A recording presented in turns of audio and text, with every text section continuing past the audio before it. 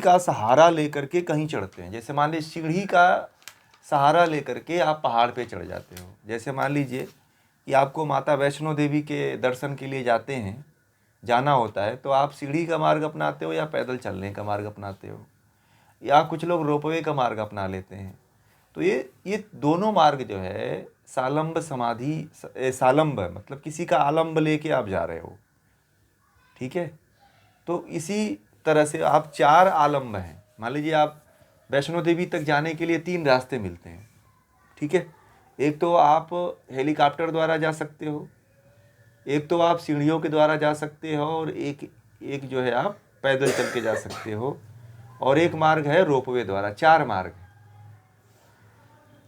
वैष्णो देवी जाने में। 4 मार्ग है, रोपवे का, हेलीकॉप्टर का, और एक सीढ़ी वाला, और एक ऐसे जो रास्ता बना होता है ढलान वाला।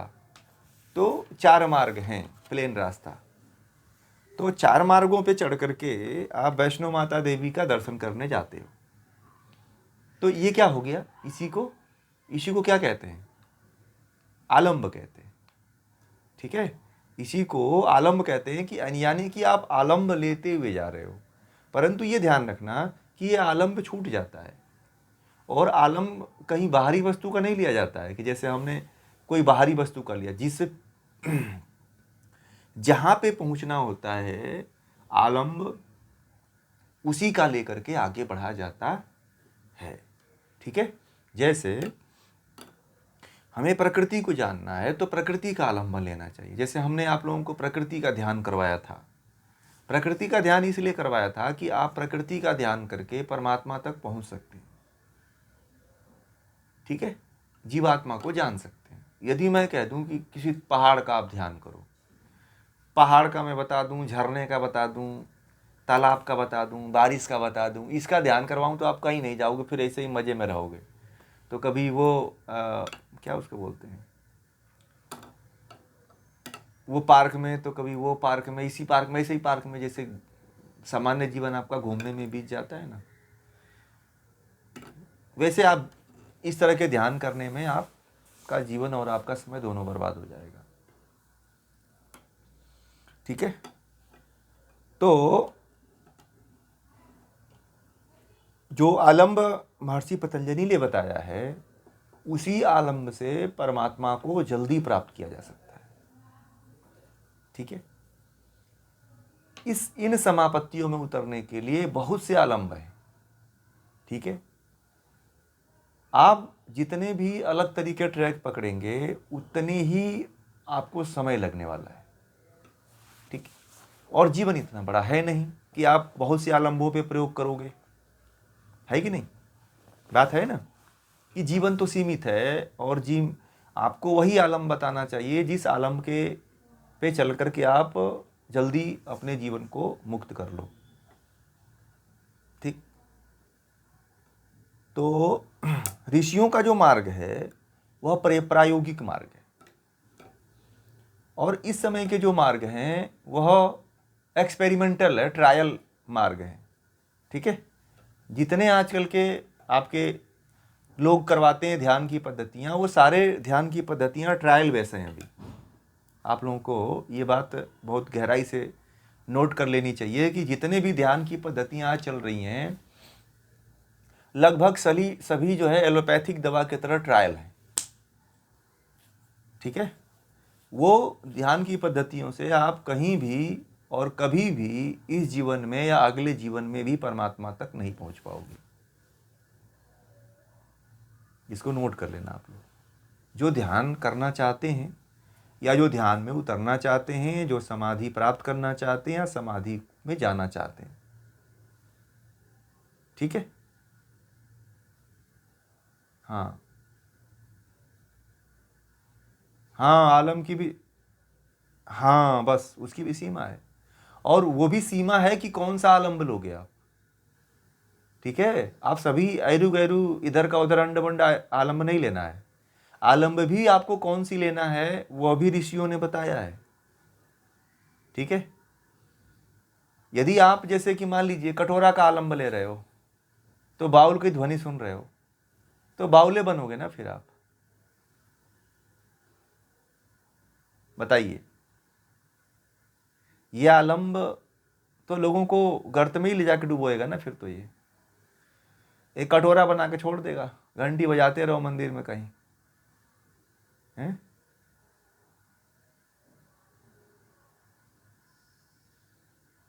हाँ, मैं बताया तो। इसीलिए जो है ये गहनतम चीज़ को समझना जरूरी है कि जब तक इस चीज़ को आप लोग नहीं समझोगे। मैं आप लोगों को बताया तो जो ध्यान आपको करवाया था, जो हम आप लोगों को ध्यान करवाया था, वो सारे के सारे ध्यान इतने महत्वपूर्ण हैं कि वही ध्यान आपको परमात्मा की तरफ ले जाने वाले हैं, ईश्वर की तरफ ले जाने वाले हैं। बाकी आप जितने भी ध्यान करते हो ना, वो ध्यान कोई भी आपके जीवन से संबंधित नहीं है और आपको वो मुक्त नहीं करेगा। जीवन में बहुत सी चीज़ें हैं जिसको आप नहीं यूज कर सकते हो। एलोपैथी दवाएं सारी की सारी क्या हैं? ट्रायल बेस है ना, सारी दवाएं ट्रायल बेस हैं। उसी तरह से जितने भी ध्यान की पद्धतियां आज विकसित हुई हैं, उन सभी ध्यान पद्धतियों में लगभग सब ट्रायल बेस पे हैं, कोई सक्सेस नहीं है। महर्षि पतंजलि या अन्य जो ऋषियों की विधियां हैं वह पूरी तरह से सक्सेस मानी जाती हैं।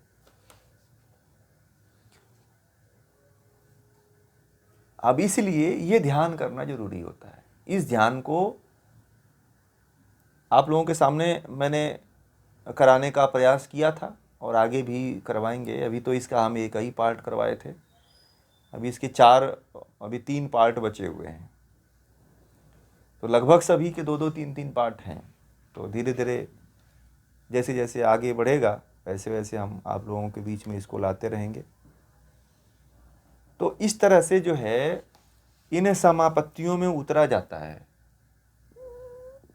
समापत्तियों में वही व्यक्ति उतर सकता है जो एकदम एग्जैक्ट ध्यान लगाता है, जो जिसको जो बताया जा रहा है महर्षि पतंजलि के अनुसार ध्यान करता है, तो ही उतर पाएगा वो।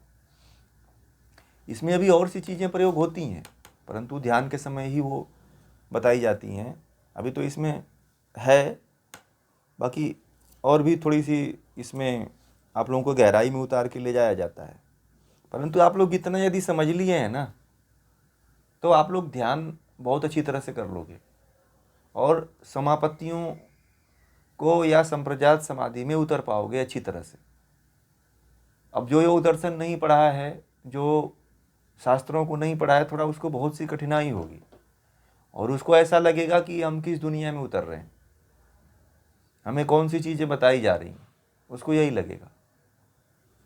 उसको हाँ, यही लगा रह गया कि ये क्या आप करवाए हैं, हमें तो कुछ समझ ही नहीं आया, है ना। तो उनको लगा कि ये क्या क्या बता रहे हैं, ये ध्यान करो, वो ध्यान करो। ये तो आजकल ध्यान का ट्रेंड जानते हैं क्या होगा? नचाने वाला, गवाने वाला, डांस वाला, इसी को ध्यान लोग मानते हैं। मतलब कि जो जिसमें लोग फंसे हुए हैं ना, उसी में फंसा दो। यदि शराबी है तो शराब छुड़ाने के लिए नहीं ध्यान करवाया जाता है। ध्यान क्या कराया जाता है कि शराब तो पहले से पिए हुए हैं, अब उनको सुरा और एक और होता है ना, नाच, उसको बोलते, सामान्य भाषा में कह दीजिए शराब और नाच दोनों पिला दीजिए, तो फिर आपके हो जाएंगे फिर, ठीक है। आप यदि उनकी वाली दे देते हो, इंद्रियों के विषय वाली चीज़ें उनको दे देते हो, तो वो फिर आपके हो जाएंगे। फिर वो फिर आपको छोड़ कर कहीं जाएंगे भी नहीं। उनको लगता है कि यही सबसे श्रेष्ठ चीज़ है और इनके जैसा कोई महान गुरु या कोई व्यक्ति है ही नहीं है।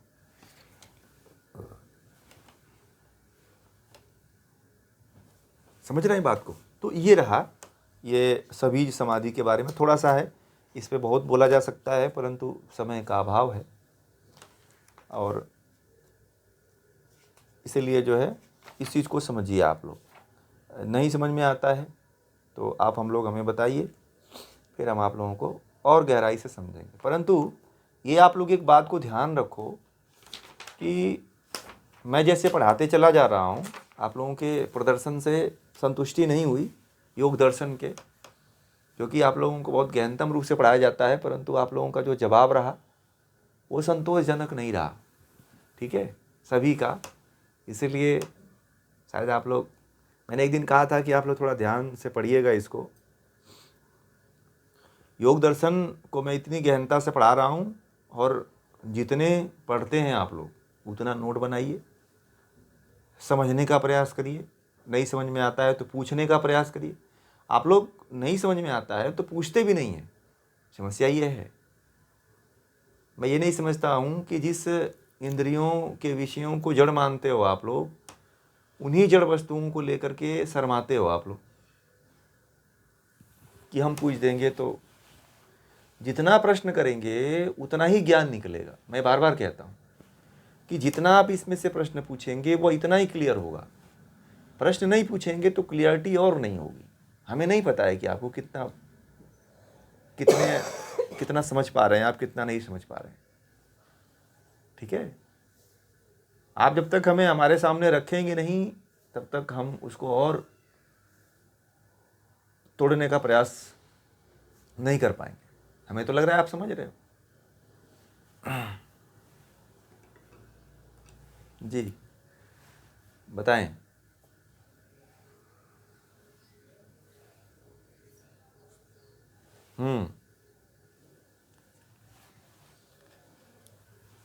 किनका लेना चाहिए? हाँ, महर्षि पतंजलि ने बताया है ना वहाँ पे, सूक्ष्म विषय और स्थूल विषय। स्थूल विषय में उन्होंने पृथ्वी के जो पंच महाभूत हैं उनसे जो बने हुए पदार्थ हैं, जैसे गाय का उदाहरण दिया गया था। तो गाय शब्द है, गाय स्थूल भूत है ना, स्थूल भूत है। चाहे आपको गाय के अलावा मैंने कह दिया था कि कोई महान है, जैसे कि आप मान लो कि कृष्ण जी को मानते हो या गणेश जी को मानते हो, तो गणेश जी को मान लो आप, वो भी स्थूल हैं, है ना। तो स्थूल में गणेश का नाम लेते ही शब्द, अर्थ और ज्ञान तीनों हो जा रहा है कि नहीं हो जा रहा है? सवितरका में और निर्वितरका में, यानी कि केवल अर्थ रह जाता है, यानी कि गणेश, गण के ईश। तो मतलब सभी जितने भी देवता हैं उन सभी के ईश गणेश, बस यही बचता है। तो ये गणेश को आपको स्थूल भूत में ब्रह्म ही मानना है। गणेश जो है ब्रह्म का ही नाम है, न कि किसी व्यक्ति विशेष का नाम है। तो आप तो स्थूल भूत से एक उदाहरण ले लिया, फिर सूक्ष्म भूत से मैंने तन्मात्राओं की बात कही थी। तो इनमें भी शब्द, अर्थ और ज्ञान तीनों होता है। तो मैंने कहा था प्रणव, सूक्ष्म भूत में प्रणव है, ओम है। तो ओम को आप ले लो, तो ओम का शब्द भी है, अर्थ भी है और ज्ञान भी है कि ओम जो है 3 अक्षरों से मिलकर के बना हुआ है, इसकी ऐसी ध्वनि होती है, ये सब आपको पता है। अर्थ यदि इसका, फिर आप निर्विचारा में चले जाओगे, सविचारा के बाद निर्विचारा में, तो निर्विचारा में केवल अर्थ बच्चा है, तो ओम जो है सर्वरक्षक है, तो केवल वही दिखाई देगा। तो आलम्ब ऐसे लोगे आप तो धीरे धीरे पर्दा खुलेगा। बाकी अब इनमें बहुत से आलम्ब लिए जाते हैं। तो कोई जैसे कह देता है कि दीवार पे देखो, कोई कह देता है कि दीपक पे देखो, कोई कह देता है कि अपने भगवान का ध्यान दे के करो, कोई कहता था कि मूर्ति पे ध्यान रखो, कोई कहता है कुछ, कोई तो ऐसे गुरु करवाते हैं, कहते हैं अपने प्रेमी का ध्यान रखो, कोई कह देता अपने प्रेमिका का चित्र लगा करके देखो उसको। तो उसे बाई विषय में फंस करके खूब रमा रहता है, गुरु सोच रहा है कि ध्यान करवा रहे हैं। अब प्रेमिका का जो ध्यान देने के लिए कहेगा कि बच्चे का ध्यान करो, तो बच्चे में तो वात्सल्यता होती है, तो वो तो खूब लाड प्यार कर रही है उसमें, और गुरु समझ रहे हैं कि ध्यान कर रही है।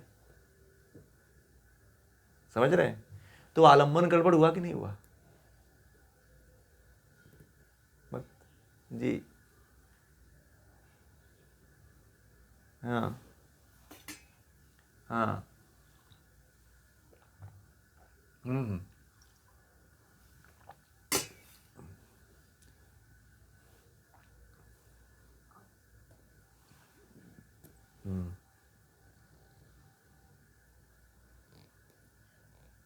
वो नहीं समझ। देखिए, आपको यदि ध्यानी जो है, ध्यान कराने वाला आपके अनुसार छोड़ दे, तो आप तो जड़ हो। आपको क्या पता कि क्या सही है क्या गलत है? बच्चा है, बच्चे को माँ बाप कह दे कि ये सब जानता है, ठीक है, तो बच्चा ही रह जाएगा ना। समर्थ गुरु उसको कहते हैं कि बच्चे को ये डंडा मार के कह दे कि नहीं, ये छड़ी पकड़ और इससे अधिक नहीं जाना है, बस यहीं पे टिके रहना, ठीक है। तो गुरु तो किस बात का भाई, आप गुरु किस लिए फिर हो? गुरु का मतलब होता है कि यमराज मिटा दो उसको, जो उसका है उसका मिटा दो उसको, उसका कुछ रहना ही नहीं चाहिए, क्योंकि यदि उसका रहता तो वो वहीं पे थोड़ी रहता, उसके आगे चला गया होता ना। मान लीजिए आप महेंद्र जी हैं, तो महेंद्र जी आज तक थोड़ी बने रहते, आप महेंद्रानंद जी हो गए होते हैं, है कि नहीं? आप कोई महाराज जी हो गए होते फिर है कि? तो वो मिटाना पड़ता है ना। मान लीजिए कि आप उसी पे भी टिके हुए हो, मान लीजिए आपको बताया ना जाए कि आप जो कर रहे हो, बच्चे को कहा जाए कि तुम सही कर रहे हो, बहुत अच्छा, ये जो भी करता है बहुत सही करता है, उसको कहाँ से बुद्धि आ गई?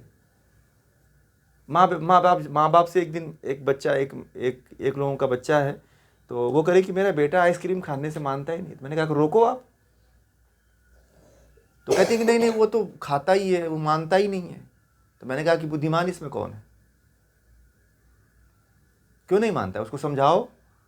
बोलते नहीं मानता ही नहीं है। मैंने कहा कि आप समझाए हो उसको, आप रोके हो उसको? नहीं नहीं रोकती नहीं हूँ। क्यों नहीं रोकते है? अरे वो माने तब ना, इतना बड़ा हो गया है, मैं उसको कैसे बोलूँ? मैंने कहा कितना समझदार हो गया वो, उसकी बुद्धि आपसे ज़्यादा हो गई है, उसको ज़्यादा ज्ञान हो गया है, तो आप माँ बाप किस लिए हो?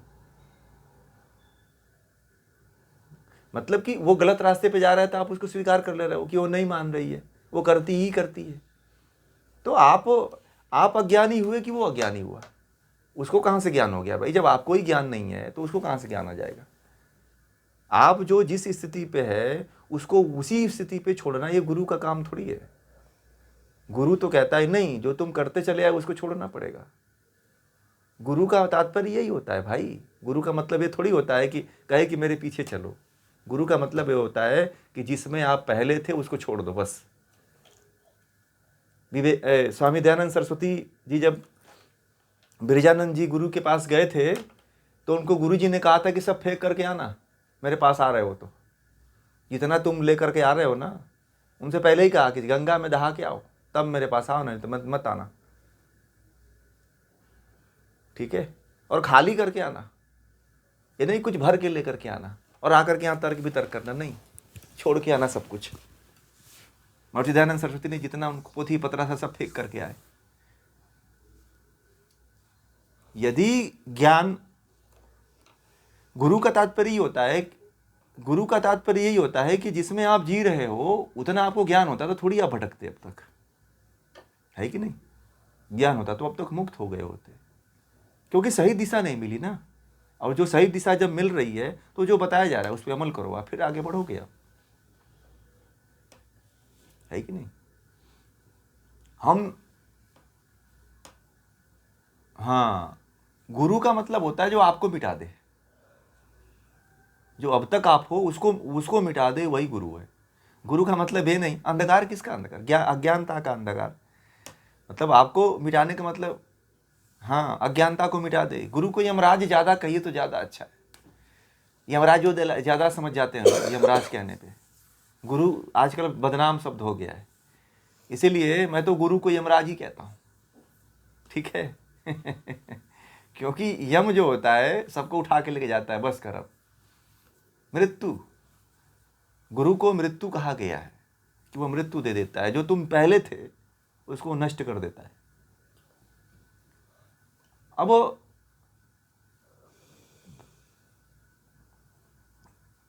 बहुत लोग हैं जो अपने बच्चों को भी यही सीख देते हैं कि अरे बच्चा तो मेरा मानता ही नहीं है। मैंने कहा कि उसको कहाँ से ज्ञान हो गया कि मानेगा भाई? अभी बताऊँ, एक घटना थी, कच्छ की घटना है, यहाँ पे पड़ता है गुजरात में कच्छ। तो एक लोग थे, मैं नाम नहीं बताऊँगा, उनकी लड़की 15 या 16 साल की थी। तो उनकी लड़की किसी लड़के से जाकर के भाग करके शादी कर ली, 16 साल की उम्र में, 17 साल की उम्र में। तो उन्होंने मुझसे कहा कि, उनकी पत्नी ने कहा कि इसके पापा बहुत डिप्रेशन में चले गए हैं और इनका हार्ट अटैक आ जाएगा, थोड़ा इनकी आप कुछ करिए, इनको समझाइए, कुछ बताइए, हम लोगों का तो तबाह हो जाएंगे, फलाना ढिकाना। तो मैंने जब उनकी सब सारी हिस्ट्री ली काउंसलिंग की और देखा, सब कुछ किया, तो पता चला कि लड़की को माँ बाप ने कुछ ज्ञान ही नहीं दिया था, और कहते थे कि वो जो कहती थी हम करते थे, उसी के कहने पे जो वो कहती थी वही करते थे। वो कहती थी कि मुझे ये करना है, वो कहती थी कि मुझे ऐसा करना है, वो कहती थी कि मुझे ये करना है, वो कहती थी कि मुझे यहाँ जाना है, तो हम चल देते थे। मैंने कहा कि एक अज्ञानी के साथ आप इतना अंधे हो गए हो ममता के चक्कर में, कि ममता तो अज्ञानी है ही है, आप भी उसके अनुसार अज्ञानता करते चले गए। इसी का नतीजा है कि आपको छोड़ के चली गई, क्योंकि आप अज्ञान को पकड़े थे ना। उसको कहाँ से ज्ञान होगा भाई? इतना प्यार लाड मत दो कि वह आपके ज्ञान को लात मार दे। आप माँ बाप हो, आपका अनुभव बड़ा है, आपका ज्ञान बड़ा है, बच्चों पे छोड़ देते हो कि बच्चे बड़े ज्ञानी हैं। बच्चे कहाँ से ज्ञानी हो गए भाई? कहते हो कि ये तो मानता ही नहीं है। कहते हो कि ये तो जो है यही करती ही है, यही खाती ही है, इसलिए हम इसे केवल। एक महिला का एक लड़का था, उसके माँ बाप ने केवल कुरकुरे और केवल जो है चॉकलेट खिला करके उसको कैंसर से मार डाला। तो उसकी माँ से भी मेरी बात हुई थी, तो उसकी माँ ने कहा कि वह यही खाता था, इसीलिए मैंने उसको यही खिलाया। तो मैंने कहा कि फिर ले भी लिया आपने, कोई और ने नहीं मारा, आप ही ने मारा है। तो बोले कि आप ऐसा मत बोलो। मैंने कहा कि मैं सही कुछ बोल रहा हूँ। उसको कहाँ से इतना ज्ञान हो गया कि ये जो मेरी माँ खिला रही है बहुत अच्छा खिला रही? आप उसके ऊपर उसको छोड़ देते हो। जिद कर दिया लड़का, तो जिद में आप उसको उसके अनुसार छोड़ देते हो। इसी तरह के आज का मनुष्य भी है। गुरु भी आजकल के ऐसे हैं, जैसा शिष्य होता है ना, उसको उसी अनुसार बना रखते हैं कि ये तभी हमें कुछ देता रहेगा। ये इसको जब तुम सतर्क कर लिए तो भाग जाएगा ये। आजकल के गुरु ऐसे हैं कि अपना शिष्य ऐसा बनाते हैं कि उनको जिनमें मजा आता है ना वही करवाते हैं। ठीक है, मैंने देखा है, उनको जिसमें मजा आता है वही करवाते हैं, और उन्हीं को चेला भी पकड़ के रखते हैं कि गुरु जी बहुत अच्छे हैं, बड़ा मजा करवाते हैं और हमें मुक्त कर देंगे। न गुरु भी गया, घंटा चेला भी गया, दोनों जाकर डूबते हैं और दोनों मरते हैं। भाई इतना ज्ञान थोड़ी आपको है। अगर ज्ञान होता तो अब तक आप बहुत आगे पहुंचे होते। आप बच्चे के ऊपर, जैसे बच्चे का उदाहरण मैं दे रहा हूँ, तो बच्चियों के ऊपर कई ऐसे उदाहरण मेरे पास आए हुए हैं जिनको माँ बाप छोड़ देते हैं कि ये ऐसा ही चाहता है, ये ऐसे ही करता है, ये इसको एक खाना ही नहीं पसंद होता है, ये इसको यही पसंद होता है, ये जैसा करता है हम छोड़ देते हैं, इसको ऐसे ही करो। ये क्या है? दोनों तरफ से जड़ता है कि नहीं जड़ता है? फिर कहते हो कि लड़की भाग गई, फिर कहते हो कि लड़का मर गया, फिर कहते हो कि लड़का मनमाना हो गया, फिर कहते हो कि लड़का मुझे मारता है, फिर कहते हो लड़का मुझे गाली देता है। कौन बिगाड़ता है? इसके सबके दोषी कौन है? माता पिता ही। आप जड़ में जाओगे। हाँ बताइए, हाँ जरूर बताइए, ऐसे उदाहरण हमें सुनना होता है।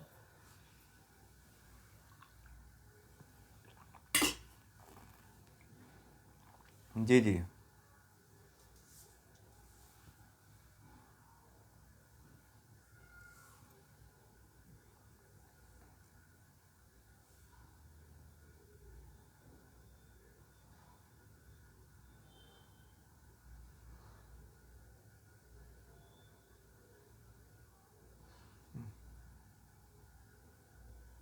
वही बात है ना, वही बात है। अब उस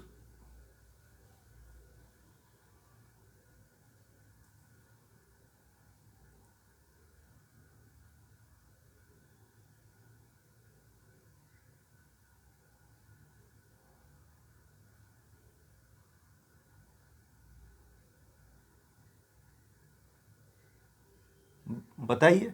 अब जिसको अज्ञानता है, आप उसकी हालत पे उसको छोड़ देते हो, कहते हो कि अभी इसको ये ऐसा ही मांगता है,